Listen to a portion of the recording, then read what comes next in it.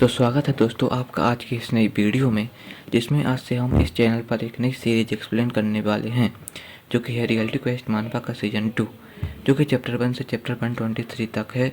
और अगर आपने इसका सीज़न 1 नहीं देखा है तो क्या कर रहे हो भाई लोग, देखो ना। मानवा स्टॉक मार्केट भाई ने पूरी 12 घंटे के वीडियो में रियलिटी क्वेस्ट मानवा का सीज़न 1 बिल्कुल डिटेल में एक्सप्लेन करके रखा है। तो चलिए आज की वीडियो स्टार्ट करते हैं, लेकिन उससे पहले हम ये देख लेते हैं कि सीज़न 1 के लास्ट में क्या हुआ था।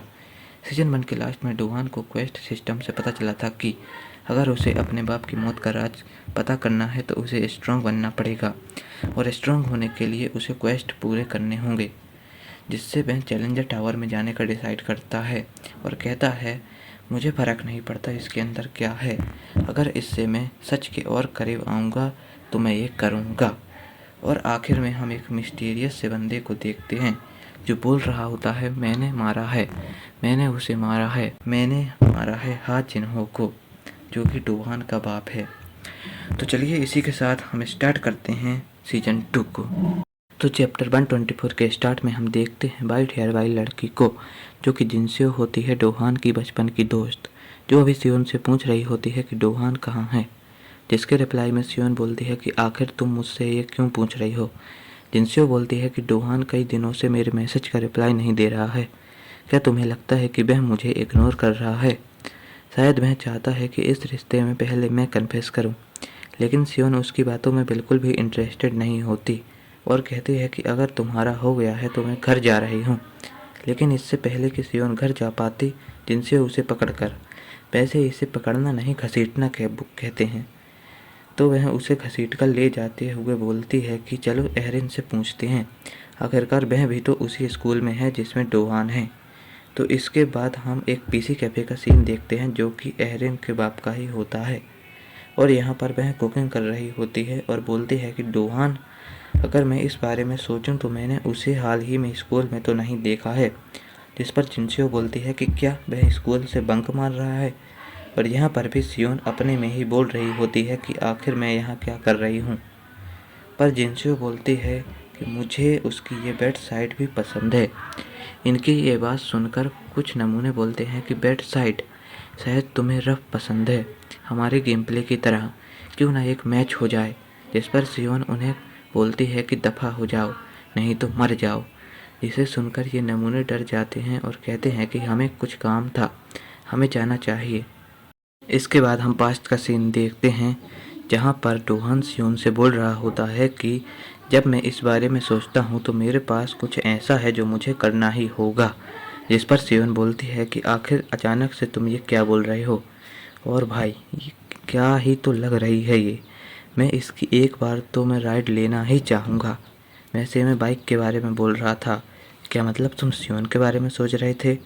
फिर डोहान कहता है कि सियोन, इस बारे में तुम्हें बताना ही मुझे सही लगता है, मैं कुछ वक्त के लिए कहीं जा रहा हूँ, क्या तुम बाकी लोगों को ये बता सकती हो जिससे वह इस बारे में चिंता न करें। इसके बाद हम वापस प्रेजेंट में आते हैं, जहाँ पर एहरिन डोहान को कॉल लगा रही होती है, पर डोहान कॉल उठा नहीं रहा होता है। और सियोन मन में ही सोचती है कि आखिर तुम क्या करने वाली हो।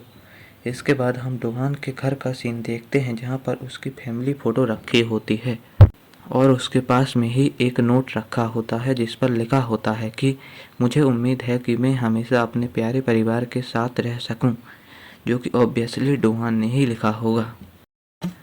सीन फिर से शिफ्ट होता है एक जेल में, जहाँ पर एक ऑफिसर अपने ही ख्यालों में डूबा होता है। पर तभी एक बंदा घंटी बजाते हुए आता है, जो कहता है टोफू, आपका गरम गरम ताज़ा ताज़ा टोफू हाजिर है, घर के सोयाबीन के बना हुआ। और ये और कोई नहीं बल्कि अपना चॉइस योंजे होता है, जिसके साथ एक लड़की भी आई होती है जिसका नाम किम चोंगबोल होता है, और ये भी हेडक्वार्टर मेंबर ही होती है, जो कहती है मुझे नहीं लगता वो अभी तक बाहर आए हैं। और ये बंदा यहाँ भी मज़े लेते हुए बोलता है पर टोफू तो रेडी है। पर च्योंगबुल कहती है कि मेरा मतलब टोफू से नहीं है बल्कि बुली काउंसिल के पुराने रिप्रेजेंटेटिव से है। जिस पर स्योंजे बोलता है कि मुझे तो अभी भी यकीन नहीं हो रहा है कि वो लोग जेल से सुधरे हुए लोग बन के रिलीज होने में कामयाब रहे। क्या तुम्हें लगता है कि वो बाहर की दुनिया में तबाही मचाएंगे। च्योंगबुल कहती है कि चाहे जो भी हो, आखिरकार हमारे लिए तो ये अच्छा ही है। वो अलायंस हमारे ऊपर अटैक इसलिए कर पाई क्योंकि हमारे पुराने रिप्रेजेंटेटिव्स मौजूद नहीं थे, और पुराने रिप्रेजेंटेटिव्स की वापसी के साथ मूली काउंसिल की पावर पहले से कई ज़्यादा बढ़ जाएगी। पर स्योंजे कहता है कि ये तब तक होगा जब तक हम उन्हें अपने फ़ायदे के लिए यूज कर सकें। टोफू, क्या तुम्हें पता है जेल से निकलने के बाद टोफू क्यों खाया जाता है? ये इस चीज़ की निशानी होती है कि जैसे टोफू बिल्कुल सफ़ेद होता है, वैसे ही इंसान अपने गुनाहों को साफ कर लेगा और दोबारा कभी गुनाह नहीं करेगा। लेकिन उन जानवरों के लिए जो कि खून की नदियाँ बहा देते हैं, क्या तुम्हें लगता है कि वो इसकी परवाह करेंगे? और आखिर में उन्हें हमारे साथ ही रहना है, तो हमें चौकन्ना रहना होगा। और जब स्योंजे ये बोल रहा होता है, तब हम दो लोगों को देखते हैं जिनके सामने जेल के सारे कैदी सर झुकाकर बैठे होते हैं। मतलब इनका अलग ही खौफ है जेल में। इसके बाद सीन शिफ्ट होता है एक जिम पर, जहां यूनसेओंग और उसका फोटोग्राफर दोस्त प्रैक्टिस कर रहे होते हैं। यूनसेओंग फोटोग्राफर से पूछता है कि पुराने रिप्रेजेंटेटिव्स की क्या खबर है, और फोटोग्राफर बोलता है कि वह अपने इलाकों में वापस चले गए हैं और वो लोग बाहर ताज़ी हवा लेने के लिए आए हैं। मुझे नहीं लगता कि वह इतनी जल्दी कुछ करने वाले हैं। जिस पर यूनसेओंग बोलता है कि अगर ऐसी बात है तो स्लैम डंक के ग्रुप मेंबर्स को बता दो कि अगर हम उनकी फिल्मिंग करते हुए पकड़े गए तो हम मारे भी जा सकते हैं। और हम इस पॉइंट पर देखते हैं फोटोग्राफर बस यूनसेओंग के मुंह पर नी देने ही वाला होता है, पर यूनसेओंग अपने शोल्डर से उसे एक तगड़ा अटैक मारता है, जिससे फोटोग्राफर रिंग के कॉर्नर में जाके गिरता है। और इतना खतरनाक अटैक मारने के बाद यूनसेओंग फोटोग्राफर से सॉरी बोलता है, पर फोटोग्राफर बोलता है कि यह काफ़ी रिफ्रेशिंग था। बाकी इलाके काफ़ी डरे हुए हैं, सिर्फ एक को छोड़कर, बोरोमाइडोंग, जहां एक लड़की सियोन को छोड़कर बाकी सारे ग्रुप मेंबर्स गायब हो चुके हैं। और यही हाल उनके लीडर डोआन का भी है, वो भी काफ़ी समय से गायब है। मुझे यकीन नहीं हो रहा उसने ऐसे समय में अपनी जगह को अकेला छोड़ दिया। लगता है उसमें हमेशा से ही कुछ अलग था। जिसके बाद हम शिनशिही के स्नैक बार को देखते हैं, जहाँ पर सिर्फ सियोन होती है और पूरी जगह खाली होती है, और वह कह रही होती है कि आखिर तुम लोग सोच क्या रहे हो, इस बार ये सच में बहुत खतरनाक हो सकता है। आखिर तुम कब वापस आ रहे हो, डोहान?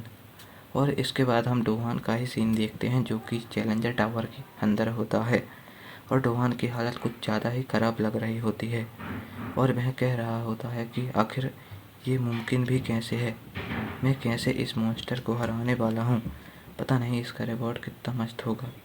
और ये चीज़ मुझे कुछ ज़्यादा ही एक्साइटेड कर रही है। तो बस दोस्तों, इसी के साथ रियलिटी क्वेस्ट का सीज़न 2 का पहला चैप्टर ख़त्म होता है। और हाँ दोस्तों, ये मेरे चैनल की फर्स्ट वीडियो है और मैं पहली बार कोई मानवा एक्सप्लेन कर रहा हूँ, तो सपोर्ट करना भाई लोग। और अगर मुझसे कोई गलती हो गई हो तो प्लीज़ माफ़ कर देना। तो चलो भाई लोग, मिलते हैं अगले चैप्टर में। Bye bye.